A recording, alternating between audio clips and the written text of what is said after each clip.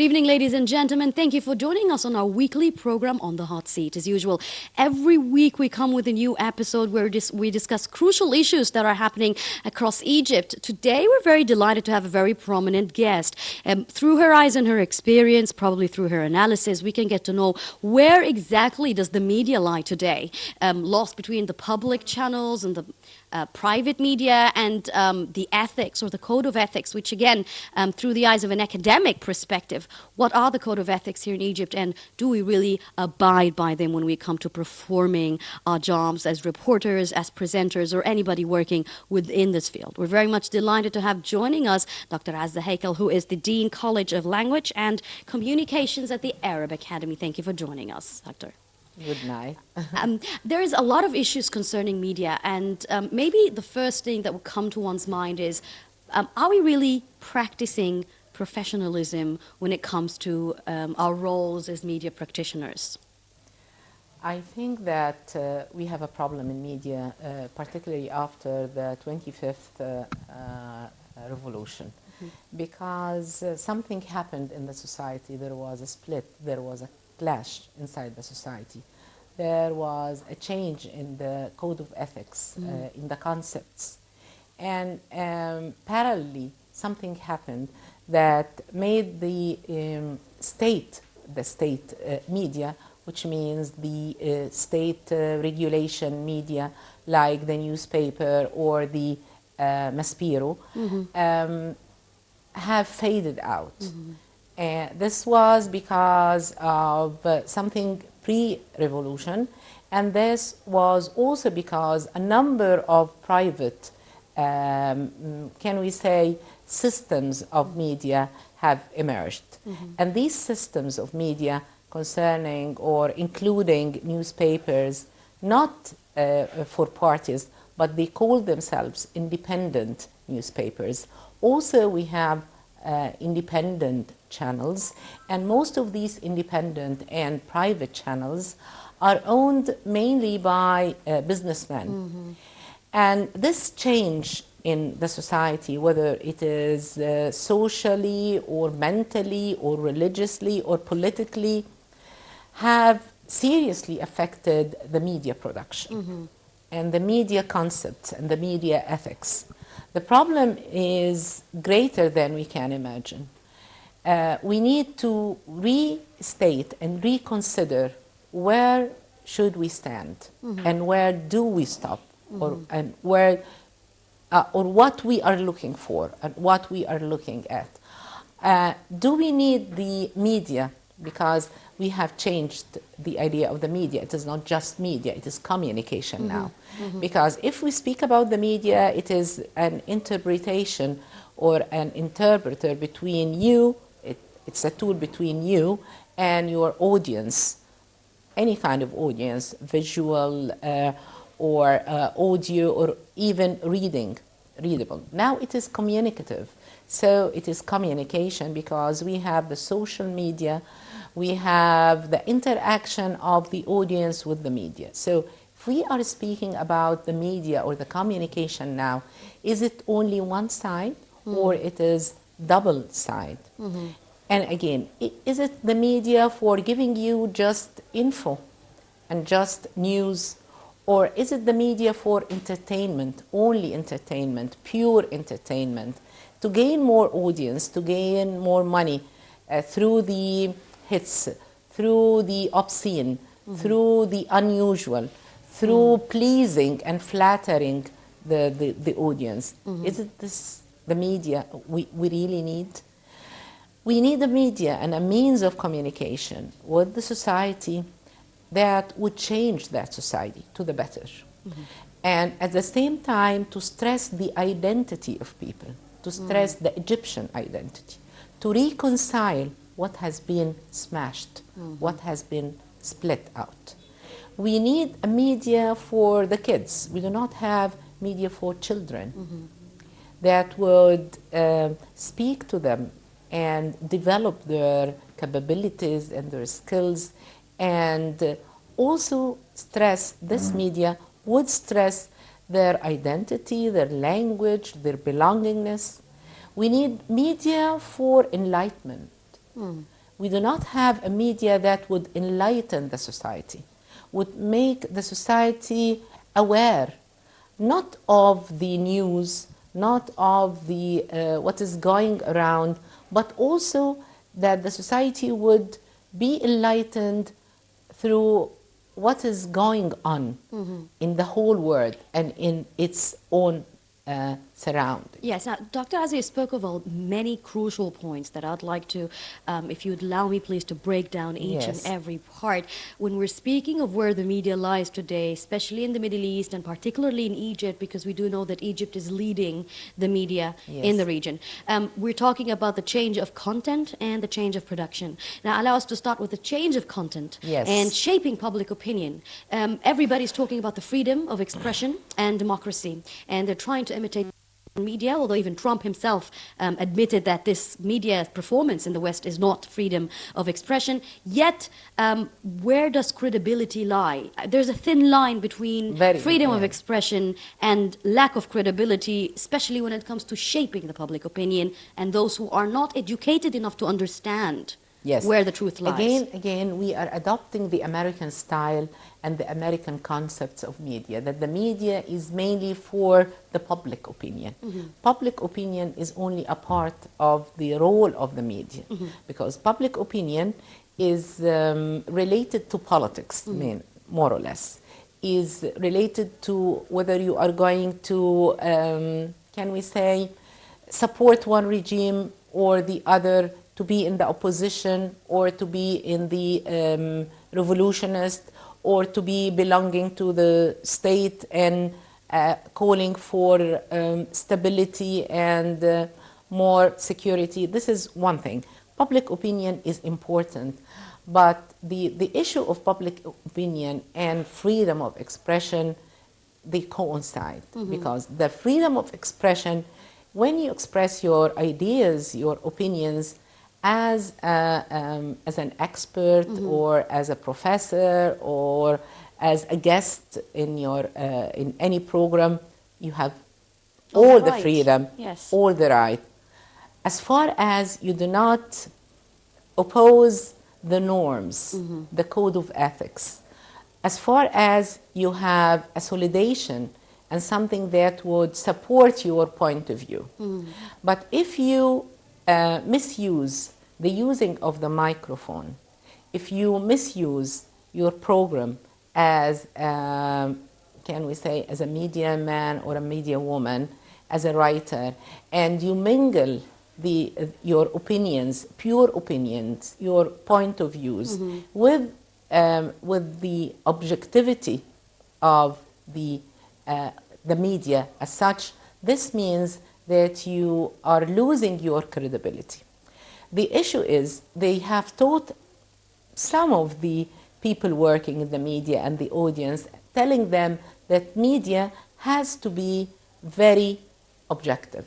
The media is never objective. The media is relatively objective. Yes. It is most of the time subjective. You have to take one side, then the other side. But the idea is, the professionalism is, that if you are taking a side more than the other, you have to support, you have to consolidate, you have to prove your point. This is the issue. Yes, because production has also become very competitive, the enormous amount of private channels that are, coming out, especially as you said earlier, owned primarily by businessmen. So there's challenge, and there's always. This is not a challenge. I'm sorry. They are manipulating the society.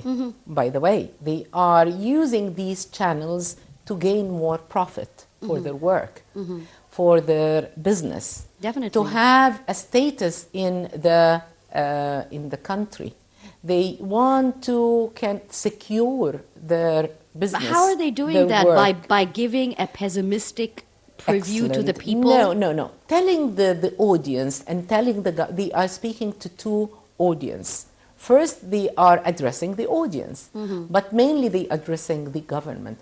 Let's forget about the idea of the state, because the state is larger than the government. They are addressing the people who can, they have the decision or the decision maker.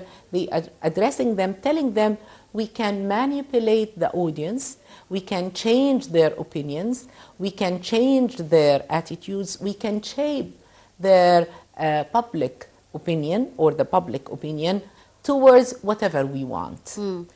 There are certain issues we can raise, certain issues we can discuss, we can make a fuss, we can make a scandal, we can we say, give rumors and help to raise a kind of a fire or disputes or conflicts inside the society with our programs. At the same time, we are doing something very, very dangerous, that we are making the people entertained all the time.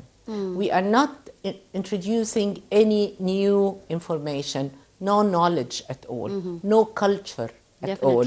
We are making people like having or taking drugs. It is the drug of fun. It is the drug of disputes. It's the drug of conflict. And if they want some kind of religious programs, we will provide them with the religious programs that will increase fanatism, that will increase the idea of discrimination between the two parts of the society and of the country. And this is very dangerous, and it is done deliberately. Yes, and that's why, because the media has become very powerful, and it's like the fourth generation war that changes and brainwashes society, ranging all the way from being extremist to very open without culture. Who is there we do responsible? not have culture. I'm sorry. I have to spot this word, which is very important. There is nothing related to culture. If you trace, if you make an analysis of content analysis of of most of the programs that are presented and produced in the private, basically. They are mainly talk shows, then entertainment shows with huge budgets. Then where we can say programs for religion, programs for cooking, and some programs for women, which is very degrading for women. And these programs are obscene because they use very low language. They discuss problems that are not related to the common women. They're just individual outstanding cases that cannot be generalized in a society. They are not generalized, and at the same time, they are not addressing the normal Egyptian woman. They are either addressing a standard of women or the very low women, but the majority, which is the middle class, are not addressed. Yes, but I mean, doctor, in a country where, as you said, there's such a mixed variety of media, although it's going towards a certain direction, how come there's nobody responsible to hold all this? I mean, we had once upon a time a Ministry of Information, where to a certain extent there was, a line of limitations.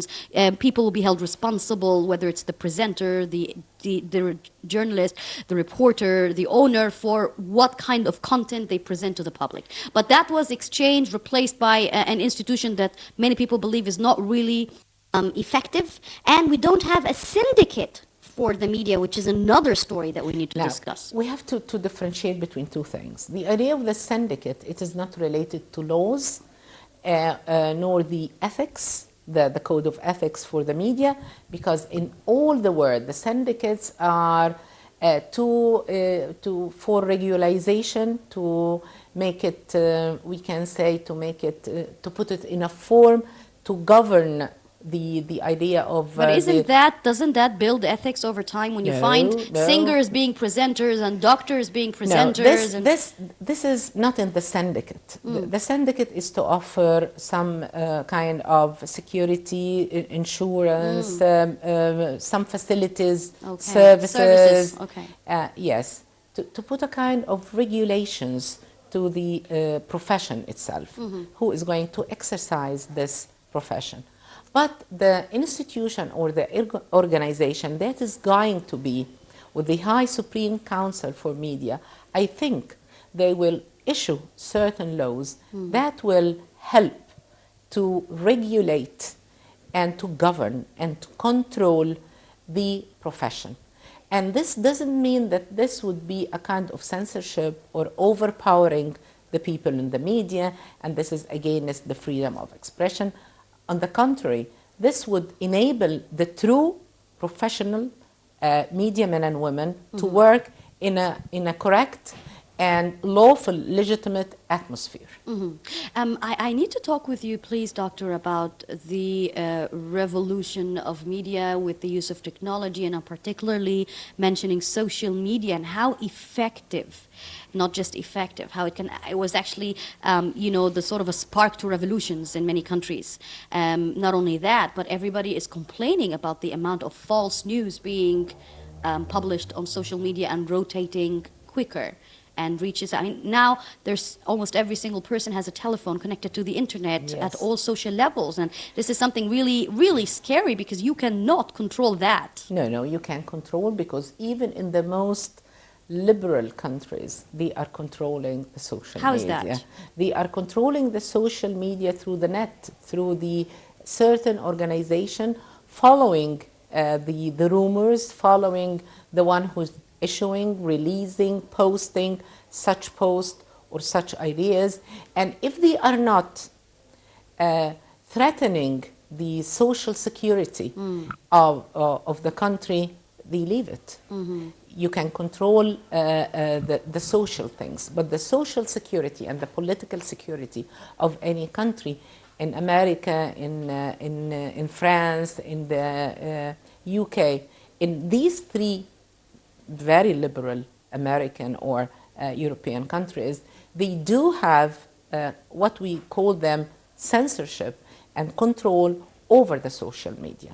This is on the part of politics, but let's speak about the part of society. Exactly. Again, if we are speaking about the part of the society, again, you can have what we call some laws to be issued that anybody who is going to threaten a person personally, or follow the person, or do something of sexual harassment, or something Crimes of even, yes. or crimes, there must be laws that would control, trace, and find the people.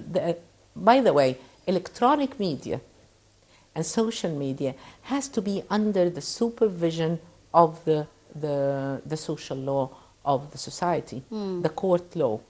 And there must be courts in the future for such crimes. Yes. And I think this will be issued in the Parliament, and also will be issued if we have the High Supreme Council for the media, and also the Organization for the Media. Dr. Hassan, what direction do you see the Egyptian media going to today?